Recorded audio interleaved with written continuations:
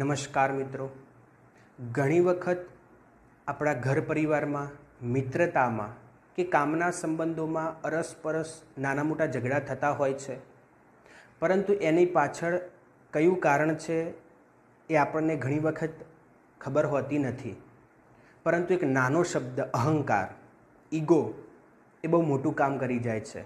તો અહંકાર, ઈગો એટલે હું સાચો, મારી કહેલી વાત સાચી, અન્ય વ્યક્તિ ખોટો. તો આવી વિચારસરણીથી, આવા થોટ્સથી સંબંધોમાં અંતર વધે છે. મિત્રો, જીવનમાં એક વાત યાદ રાખજો કે સંબંધો જીતવા માટે નથી, જીવવા માટે છે.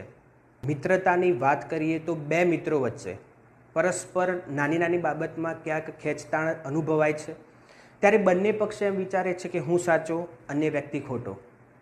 એ પહેલાં બોલે પછી હું એની સાથે વાત કરું.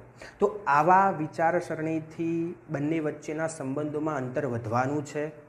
દિવસે ને દિવસે બંને મિત્રો એકબીજાથી પરસ્પર વિખૂટા થવાના છે.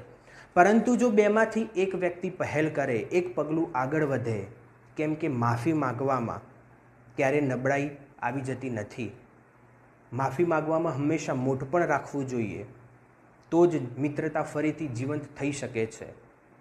અહંકાર એ માત્ર ટૂંક સમય માટે થોડા સમયનો સંતોષ પ્રદાન કરે છે, પરંતુ પ્રેમભર્યા સંબંધો એ જીવનભરનો ખજાનો છે.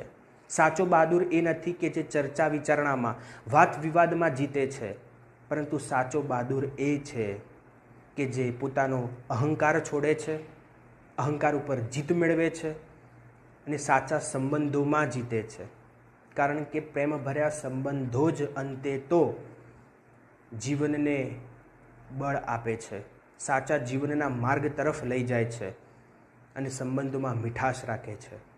માટે એક પગલું આ સંબંધોમાં વિકસિત કરી જોજો, પછી એનો અનુભવ મેળવજો.